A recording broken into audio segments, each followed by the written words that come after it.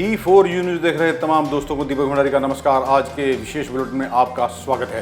केंद्र सरकार की ओर से लाए गए नए कृषि ऑर्डिनेंस के विरोध में कांग्रेस के पूर्व राष्ट्रीय अध्यक्ष राहुल गांधी 3 दिनों की पंजाब यात्रा पर हैं। खेती बचाओ यात्रा के दूसरे दिन आज संगरूर के कस्बा भवानीगढ़ की अनाज मंडी में राहुल गांधी ने कहा कि आज मसला किसान और मजदूर का नहीं बल्कि पूरे देश का है। भाजपा के करीबी अडानी और अंबानी देश के अन्न पर कब्जा करना चाहते हैं।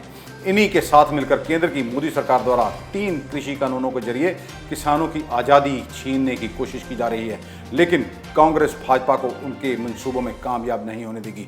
वहीं आज राहुल गांधी की किसानों के पक्ष में की गई खेती बचाओ यात्रा से पूर्व कैबिनेट मंत्री नवजोत सिंह सिद्धू गायब रहे। नरेंद्र मोदी सोचते हैं कि अगर हिंदुस्तान के किसान और मजदूर के पैर पर कुल्हाड़ी मारे, कोरोना के समय अगर मारे,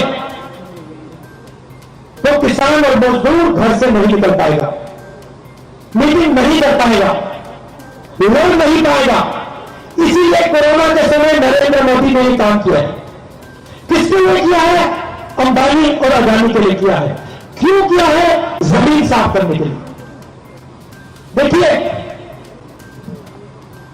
मंडी का सिस्टम है, फूड प्रोक्योरमेंट का सिस्टम है, पीडीएस का सिस्टम है। इस सिस्टम में कमियां हैं। इस बात को मैं भी मानता हूं, अमरिंदर सिंह जी भी मानते हैं, कांग्रेस पार्टी भी मानते हैं। इस सिस्टम को मजबूत करने की जरूरत है और मंडियां बनाने की जरूरत है। एमएसपी को गारंटी करने की जरूरत है। किसानों को इंफ्रास्ट्रक्चर देने की जरूरत है, साइलेंस बनाने की जरूरत है और मार्केट बनाने की जरूरत है। नरेंद्र मोदी नहीं कर रहे हैं। नरेंद्र मोदी सिस्टम को मजबूत नहीं कर रहे हैं। आपको हर मंडियां नहीं दे रहे हैं, बेहतर पीडीएस नहीं दे रहे हैं। क्योंकि अगर नरेंद्र मोदी बेहतर पीडीएस दें, एमएसपी गारंटी करें और मंडियां दें, तो अंबानी और अडानी पैसे नहीं बना सकते।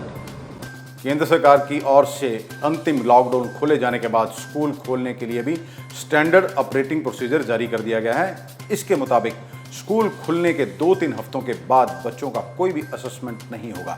स्टूडेंट की मेंटल हेल्थ और इमोशनल सेफ्टी पर भी ध्यान दिया जाएगा। कैंपस में इमरजेंसी केयर की टीम बनानी होगी। सबसे बड़ी बात यह है कि पेरेंट्स की सहमति पर ही बच्चों को स्कूल बुलाया जाएगा। स्कूल के सभी एरिया की साफ सफाई के लिए भी विशेष गाइडलाइन जारी कर दी गई है। वायुसेना के प्रमुख air chief marshal RKS Bhadauria ने कहा कि उत्तरी इलाके में मौजूद हालातों में चीन के पास ऐसा कोई रास्ता नहीं है कि वह हमें हरा सके।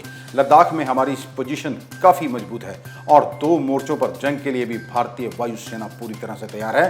भदौरिया ने कहा कि मौजूदा समय में पड़ोसियों की तरफ से बढ़ रहे खतरे को देखते हुए हमें एक मजबूती के साथ जंग के हर मोर्चे पर पूरी क्षमता से लड़ने की जरूरत है और मैं देशवासियों को भरोसा दिलाता हूं कि हमारी सेनाएं पूरी तरह से सक्षम हैं। हमारी पोजीशन भी अच्छी है। यदि तनाव बढ़ता है तो चीन को हमारी ओर से करारा जवाब दिया जाएगा।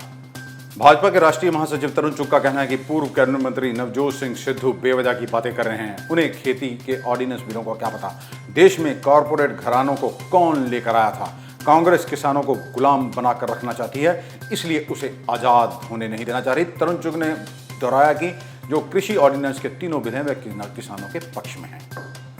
सरदार नवजोत सिंह सिद्धू बेवजह दियां गल्लां कर रहे हैं। देश के अंदर कॉरपोरेट कराने किरे ने कौन लेके आया सी?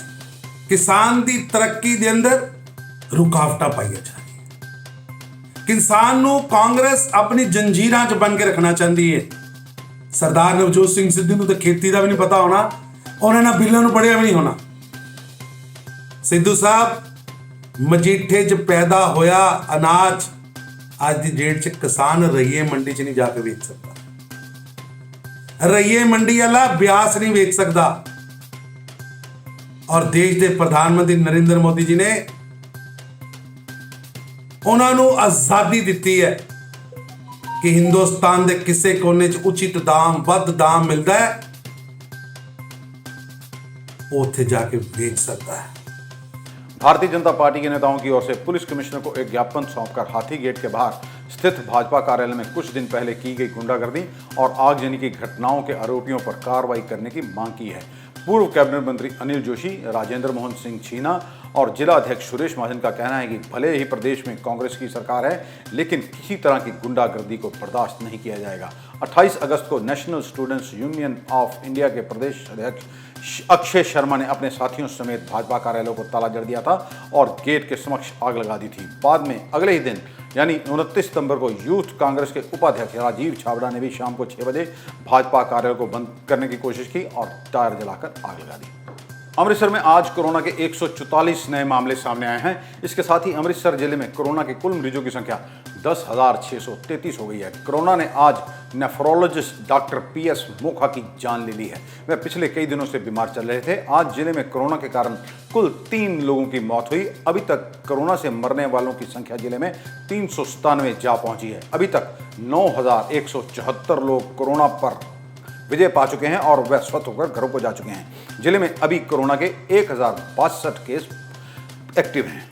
अब एक नज़र सर्राफा बाजार पर। आज गोल्ड लाइव की कीमत 50,100 रुपया प्रति तोला रही और RG गोल्ड की कीमत 50,900 रुपया रही। गोल्ड प्रीत की कीमत जो कि GST बिल के समेत 51,800 रुपया प्रति 10 ग्राम रही। चांदी के रेट की बात करें तो 60,500 रुपये और RS चांदी का रेट 60,200 रुपये। GST समेत चांदी का रेट 61,700 रुपये प्रति किलो रहा। आज के लिए बस इतना ही। कल आपके समक्ष फिर हाजिर होंगे। तब तक के लिए नमस्कार।